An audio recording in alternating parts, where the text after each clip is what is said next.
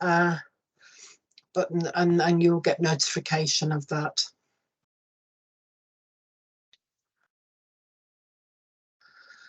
Okay, so I know some of you, but not everyone. I'm Mandy Middleton. I'm one of the senior organisation effectiveness practitioners, and I work in the OE team. And the OE team are facilitating these sessions as part of the close down of the consultation of the all the moves that are going to be happening over the next few months. On the call, I've also got Emma Welsby. Emma, would you just like to introduce yourself so people know who you are before I ask you lots of questions? Hi, yeah, I'm Emma Welsby. I'm on the strategic programs team, and I'm the project manager for this whole project.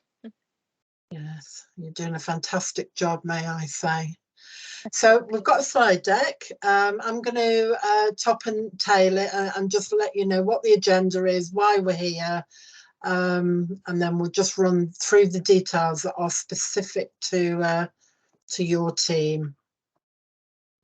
So as I said, this is a hybrid working consultation close down session, and the agenda is really for you to get feedback from the consultation, for you to get some feedback on the issues that were raised by you as a team to your team leaders and managers, and to have some information about the solutions that have been found and the mitigation for those issues that may not have a full solution in place at the moment. Also to outline the next steps and the hybrid way of working, and then looking at practical plans to move to implementation.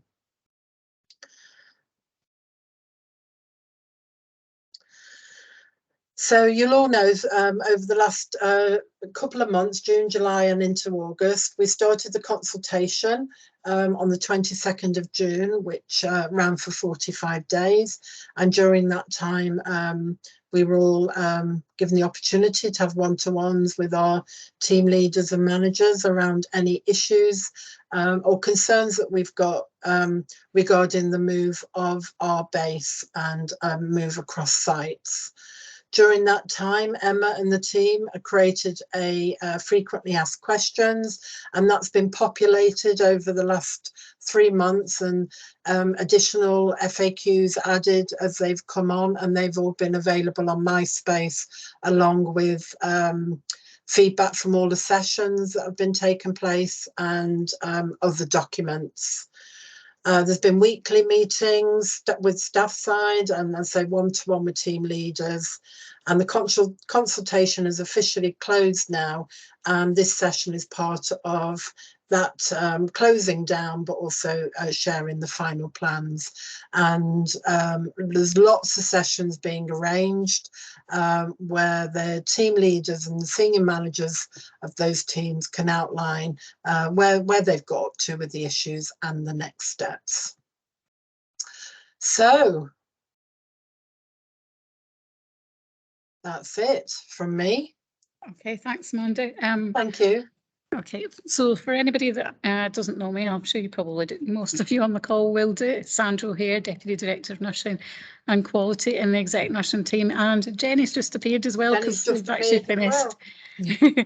So you've got two for the price of one. Yeah. Yeah. You've got two for the price of one, and we did this collectively, obviously, as Exec Nurse and Quality and Exec Therapy. So it's collective feedback from all the team members.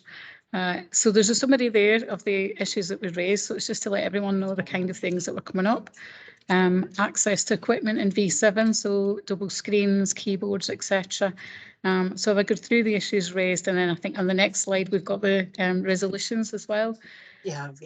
Does hybrid working fall under flexible working policy, and will staff need to complete a flexible working request? Once consultation has ended, will there be a set date for hybrid working to commence? Are the trusts looking to increase petrol allowance in light of the national fuel crisis, which is probably a bit wider than just the hybrid working really for our team there as well, that issue? And aside from the minimal tax rebate available from the government, will the NHS and Trust be providing any additional funds for working from home expenses, e.g. increased electricity, heating, etc.? So if we move on to the next slide, some of the resolutions to those sort of questions and issues raised. There are a lot of good questions actually as well. So we do welcome those.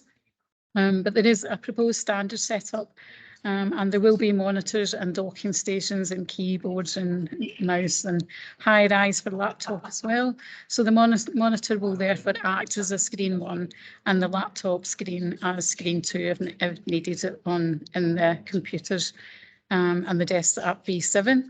There is a new policy being developed in partnership with staff side, so it is different from flexible working. Hybrid working is different from flexible working, so that policy doesn't really cover it. Flexible working arrangement is a policy that still stands anyway, and looking at hybrid working for our team, we're looking to commence that from the 19th of September. Is it? Sorry, there's somebody else doing a Teams call in the background and they're louder than me, probably. The exec team continue to discuss the current issues around the cost of living, the rising fuel prices and the impact that's having on many colleagues.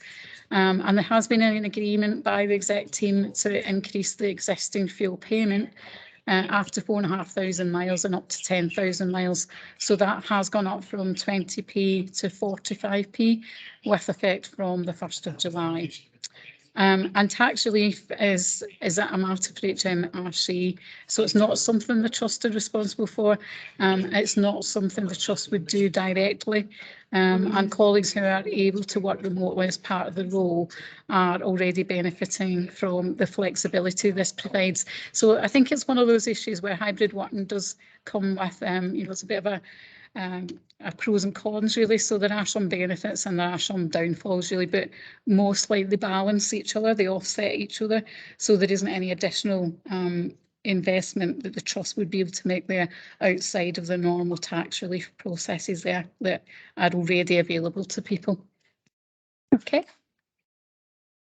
So outstanding space, so we do recognise that the space required for mobility scooter, access to lift and disabled toilet, desk will be allocated for staff who require that additional space. So we'll make sure people, it's very clear where those desks are, and that those desks are specifically earmarked and reserved, I think that's probably the right word, for any individuals that have additional requirements there.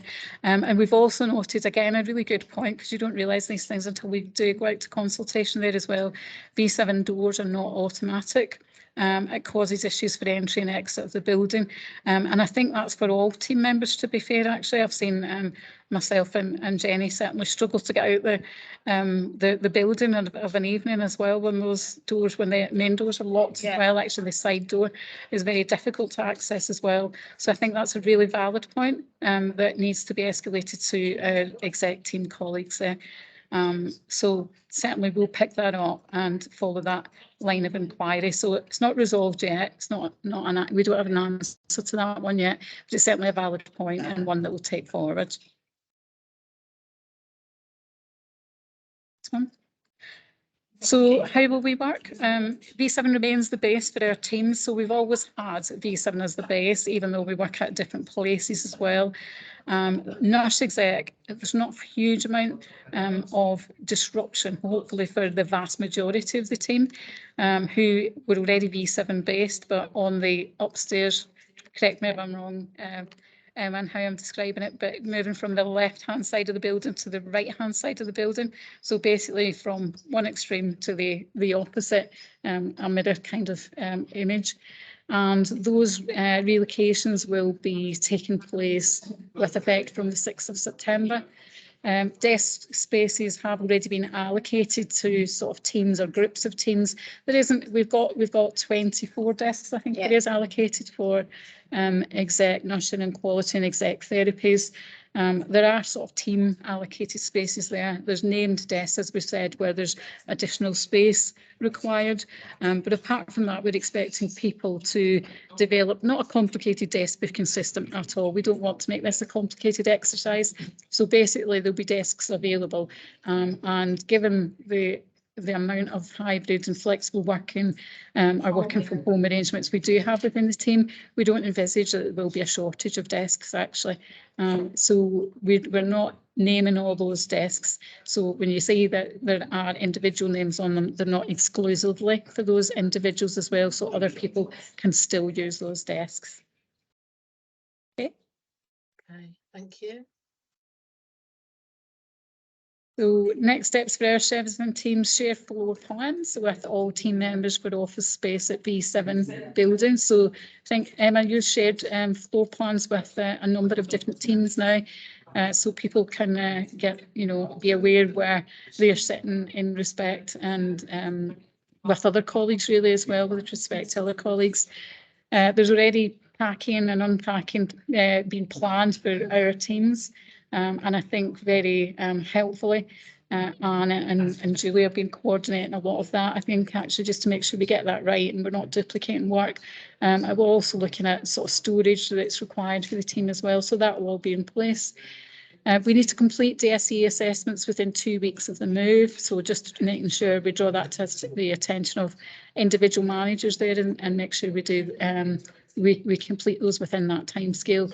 And for everyone really to familiarise yourself with move guidance, and that's an email that's sent via email to all managers really, to make sure we everybody just reminds themselves, probably very familiar with move guidance, but just remind everybody about what to do there.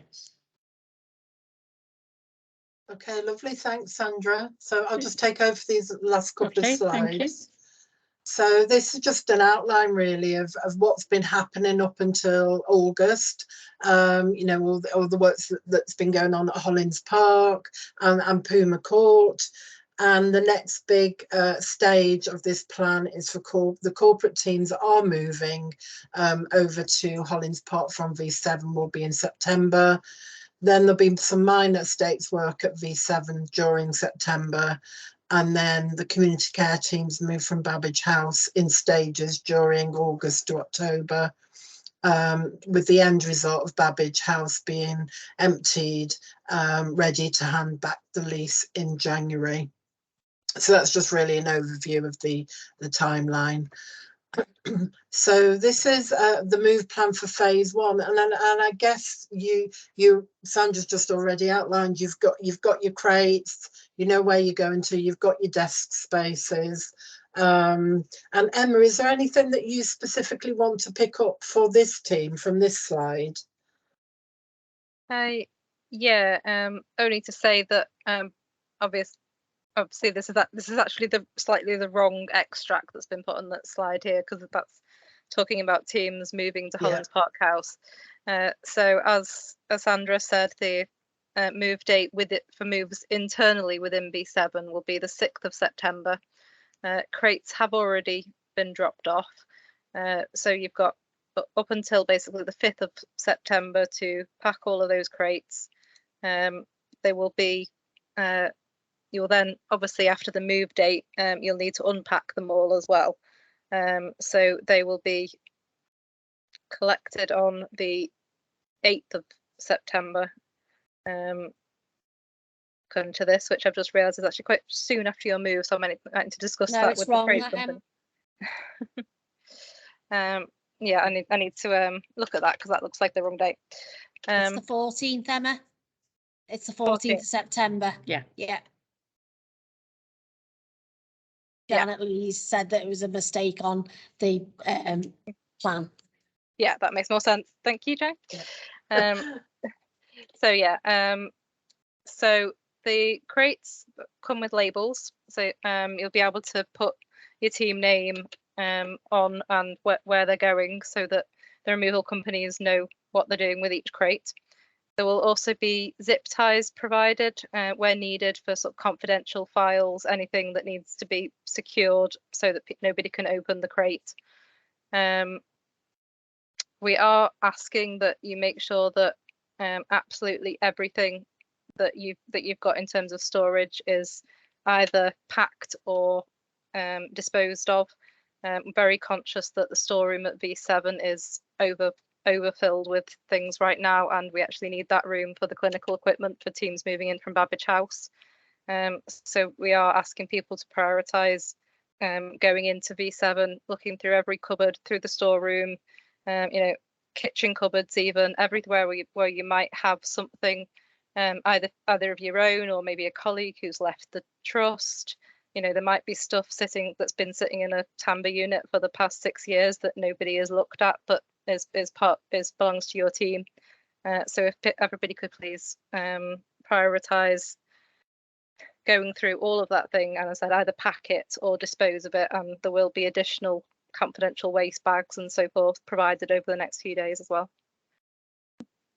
Thanks, Emma. During August, there's been a number of sessions, 3 so far, on hybrid working principles. If you haven't been already, there is one final session on the 31st of August. I'm going to share this slide deck into the chat, and there is a link on that slide, as you can see, to join that meeting if you wanted to, if you haven't been already. And that'll really be sort of discussing the principles of what hybrid working is and what does it mean for people. And what I've come to understand facilitating some of these sessions is that hybrid working is different for different teams, but I think the principles are the same. And then the principles around this whole project is, recognising that change has an impact on individuals, working lives, travel, practicalities, moving to a different seat can be challenging for some people. And it's just reminding us that, it does have an impact, and we need to listen to each other and be aware that it may not affect me, but actually it may affect the other people in my team, and to be supportive and compassionate in lines with our restorative just and learning culture and our care values. There is an equality impact assessment for the whole project, and there's been partnership working throughout the programme of work with staff side colleagues. And obviously, as we all know, we work in the NHS, service delivery doesn't stop just because we're moving base. So one of the principles has been, how do we maintain service delivery during a period of transition, and what challenges that throws up for individual teams. There is a generic email address, and again, that's on the slide deck, hybrid working project team, and that's still available. So for questions, thoughts, ideas or suggestions, then obviously go to your line manager first, but also that email and the team are available. Following this session, the recording and the slide deck will be uploaded onto SharePoint, and obviously if you could make sure that people who aren't your team members that aren't here today have access to the slides and the recording. So that's the slide deck. Thank you, Sandra, and welcome, Jenny. It's really over to the room, really. Are there any questions or queries? Jenny, did you want to say something else as well? Just on the issue around, and I'm putting my IPC head on now. So I probably need to catch up with you outside of here, because I do think we need to revisit the principles around food storage, milk storage, all of that in the kitchens. So if I take that offline with you, Emma, it was only just when you raised the issue of getting rid of the kitchen stuff there. I'm conscious that I've seen tons of milk going off in the last couple of weeks when there's more people in there. So I will. So if I take it offline around some of the IPC principles around the kitchens, just so that we can put that into the slide set. Yeah, that would be great, actually, because we could put it into the building guidance that we'll be issuing to everyone moving into the building. Yeah, so yeah, I'll do that. That'd be great. Thanks, Jenny. So from our viewpoint, because this is if we understand it right, this is the consultation close down session, Mandy. Yeah. So this is feedback to your team that what you've heard, what you've listened to people. Yeah. These are your suggestions of picking up any of the issues or concerns. You've outlined those in the slides, Sandra. So I guess it's for the team, really. If there are any outstanding questions or queries that they want to ask while you've got Jenny and Sandra here. Obviously, if it's a, you know, a personal nature, I would suggest that that's done on a one-to-one basis, but this is an opportunity for you to raise anything that isn't specific to you. I think our message would be, I'm sure we can make this work, but let's, like, you know, work together on it really. As always, if people have got an issue, then we will be around and available and accessible really. So happy to pick up anything, as you say, either following on from this or any immediate issues. Jane, want something from you? Jane? Yeah, hi, thanks, Sandra. It was just a query that there was a couple of people in my team who've moved from different bases, LIP, Hollands Park House to V7, and we put them on our forms that have gone off. And I know you mentioned petrol and things like that before, and I'm sorry if I've missed it, but what about, so if sort of say somebody used to travel to Hollands Park House and now they're going to travel to V7, the question has been asked, what about that mileage? Is that going to be covered by the trust or? So Jane, I think you're right. I think there's a HR process around change of base. Yeah. So that those staff will probably need a name. Well, we'll have all the names of where they were based, and the change of base needs to be updated on their ESR records. So that's a good point. We probably need to collect that so that HR have got a record of it. Yeah, that's what Jason said on the other session this morning, that if people are incurring excess miles, then obviously they'll be able to claim that. But the process is, as Jenny's just described, the system needs to be updated to ensure that people's details are okay, are correct. Okay, so is there any information to come across to is there a form I need to fill in, or is it just the contractual chain forms that need to go on? Or Jane, we'll take it offline because I need to just check, because there is something we have to complete around change of base, because I remember when we did it with IPC moving in COVID, so there is something we do have to complete. So it's a good point, so we'll take it offline to find out which the forms are, because I'm not sure which it is, to be honest. No, that's great, that's fine, thanks Jenny. Thanks, Jenny. So anybody else got any other questions that they want to raise now? And if not, we're not going to make you all sit here till 5 o'clock. No. Thanks very much to everyone for engaging in the process though. Hopefully we've managed to pick up any issues, but like I say, if there's anything that arises afterwards, they would feel that because the consultation has closed down, that you can't escalate the issues, and we'll pick them up with you directly. Okay, thank you everyone. And thank you. Have a good evening. Thanks very much, everyone. Bye. Bye. Bye. Bye. Bye. Anyone else?